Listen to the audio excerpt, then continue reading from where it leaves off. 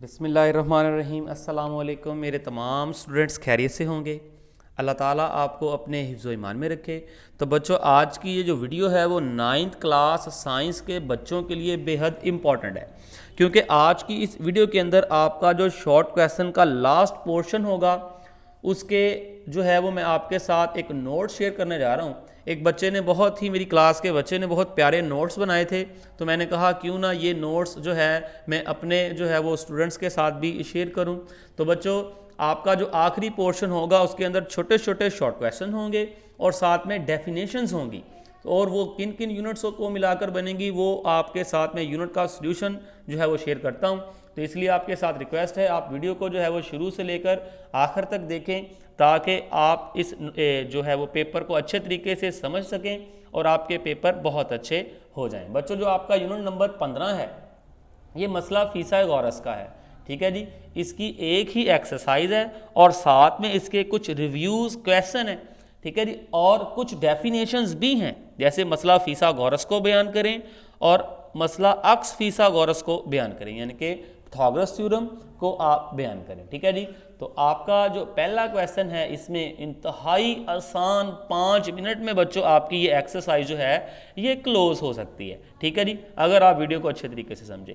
तो आपका क्वेश्चन कुछ इस तरीके से है, मसलस की 3 साइडें आपको दी होगी, ए की वैल्यू 5 और ये बच्चों बी की वैल्यू 12 और सी की वैल्यू 13, ठीक है जी। और वो कहता है prove that this side are of right angle triangle, कि ये वाली जो 3 साइड मैंने आपको ए बी और सी दी हुई हैं ये राइट एंगल ट्राइंगल की हैं, ठीक है, जिसे उर्दू में कहते हैं कैमा जाविया मसलस की हैं। तो बच्चों, आपने क्या करना है, ये मसला फिसागोरस लगाना है, ठीक है जी। ये क्या है, C square is equal to A square and B square. आपने सी की जगह सी की वैल्यू रिप्लेस कर देनी है, ए की जगह ए की वैल्यू और बी की जगह बी की वैल्यू लिख देनी है। आप देख सकते हैं सी की वैल्यू जो क्वेश्चन के अंदर है वो 13 है, तो यहाँ पर मैंने 13 का स्केयर लिख दिया। ए की वैल्यू 5 है तो मैंने 5 का स्केयर लिख दिया। बी की वैल्यू 12 है तो मैंने 12 का स्केयर जो है वो लिख दिया है। उसके बाद बच्चों, आपने कैलकुलेटर के ये साथ इसके स्केयर ले लेने हैं। जो 13 है इसका स्केयर होगा 169, कैलकुलेटर निकाल लें, टैली करें। 5 का स्केयर लें 25 आ जाएगा, 12 का स्केयर लें 144 आ जाएगा, ठीक है जी। अब आप क्या करें, 25 जो 25 है और किधर गया क्वेश्चन, ये रहा जी, 25 को और 144 को ऐड कर दे, 169 एंड 169।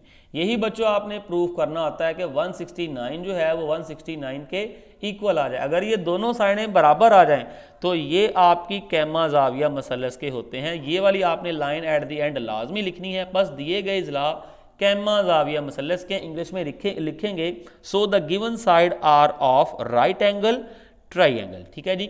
बच्चों, ये सारे क्वेश्चन इसी तरीके से हैं, ये आप कैलकुलेटर निकाल लें और इनको सॉल्व करें। अगर आपको समझ नहीं आती कमेंट सेक्शन में कमेंट करें। तो अब मैं आपको जो है वो इस चैप्टर की डेफिनेशंस बताता हूँ, शॉर्ट क्वेश्चन आप देखते जाएं, ठीक है जी। ये सारे यहाँ पर सॉल्व हुए हैं। अगर आपको ना क्लियर हो कमेंट सेक्शन में बच्चों कमेंट ज़रूर करना है, ठीक है जी, मैं आपको ज़रूर बताऊँगा।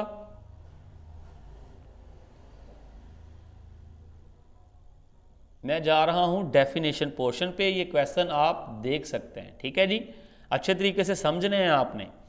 तो मैं जा रहा हूं डायरेक्ट डेफिनेशन पोर्शन पे। इस चैप्टर के अंदर बच्चों सिर्फ 2 डेफिनेशन है, तारीफें, ठीक है जी।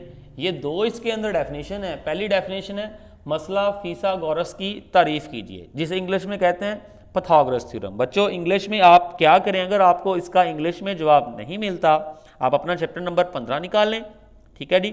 जैसे ही आपका 15 चैप्टर क्लोज होगा वहां पर आपको की पॉइंट्स लिखे हुए मिलेंगे। जो पहला की पॉइंट है वो पाइथागोरस थ्योरम का ही है। 2 डेफिनेशन आपने करनी है, समझे क्या है। एक, कैमा जाविया मसलस के वितर की लंबाई का मुरब्बा दूसरे दोनों अजलाया की लंबाइयों के मुरब्बे के मजमूए के बराबर होता है, यानी कि जो वितर है उसका स्केयर जो बाकी जो दोनों उनके सम के स्केयर के बराबर होता है। इसी तरह ये अक्स मसला फिसागोरस है।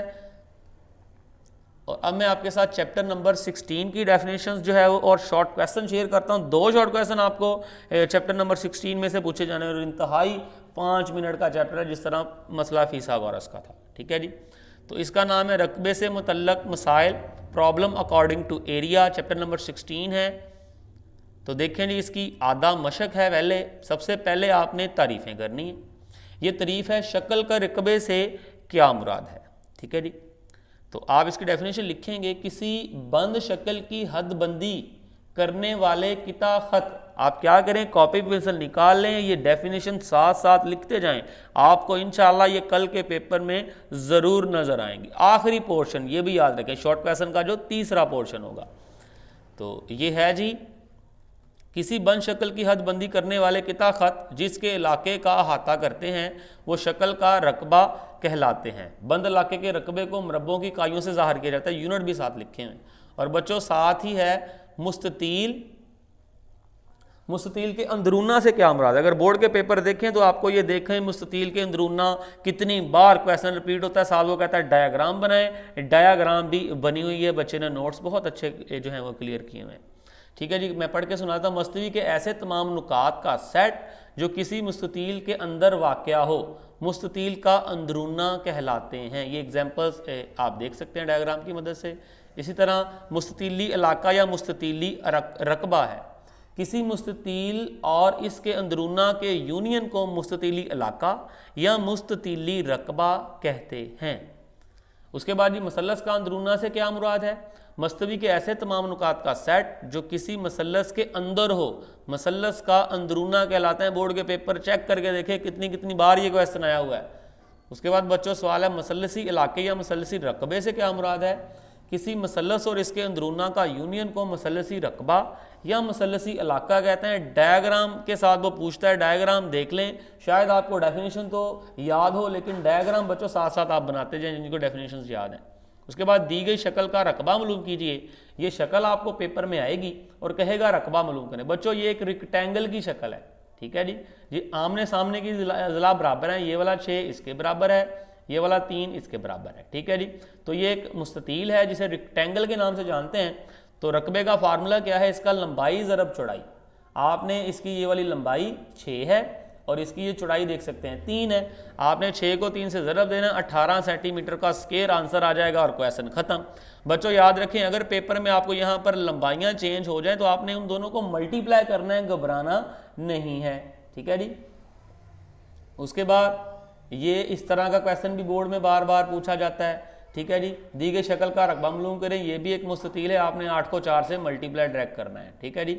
इसी तरीके से बच्चों ये दी गई शक्ल का रकबा मालूम करें। ये क्वेश्चन कॉपी पेंसिल पर नोट करते जाएं, ठीक है जी। इसके रकबे का फार्मूला इस तरह की शक्ल का हाफ, ठीक है जी, उसकी लंबाई और उसकी ऊंचाई को ज़रब देना है, ठीक है जी। उसके बाद ये मुरब्बे वाला क्वेश्चन बहुत ज़्यादा बोर्ड में पूछा जाता है। दी गई शक्ल का रकबा मालूम करिए, मुरब्बा है। मुरब्बे के रकबे का फार्मूला क्या होता है? लंबाई का स्क्वायर। यहाँ पर 4 है तो 4 का स्क्वायर, अगर 5 आ जाए पेपर में 5 का स्क्वायर कर दें, 4 4 बार 16 सेंटीमीटर स्क्वायर। तो बच्चों इसके बाद यूनिट नंबर 17 आपके साथ में शेयर करता हूँ। 17 जो है वो अमली ज्योमेट्री है। इसके अंदर ये 17.1 के क्वेश्चन आप देख सकते हैं। तारीफ़ें हैं, हम नुकात खत से क्या मुराद है। आपको डेफिनेशन तो जो है वो बुक की बैग से मिल जाएगी लेकिन डायग्राम नहीं मिलेगी, ये डायग्राम बना लें आप, ठीक है जी। उसके बाद मसलस का अंदरूनी मरकज़ किसे कहते हैं? डेफिनेशन आपको मिल जाएगी, डायग्राम चेक कर लें, डायग्राम ड्रॉ कर लें, ठीक है जी। इसी तरह मसलस का मुहासरा मरकज़ क्या होता है ये भी देख लें। डायग्राम्स आप अच्छे तरीके से ये देख लें। जो डायग्राम आपको समझ में नहीं आती कमेंट सेक्शन में बताएं, मैं आपको वो डायग्राम ड्रा करके ज़रूर दिखाऊंगा, ठीक है जी। तो बच्चों अगर आपको ये वीडियो इन्फॉर्मेटिव लगती है तो वीडियो को लाइक और चैनल को सब्सक्राइब ज़रूर कीजिएगा ताकि इस तरह की जो नई वीडियो मेरी आए आप उसे देख सकें। अल्लाह हाफ़िज़।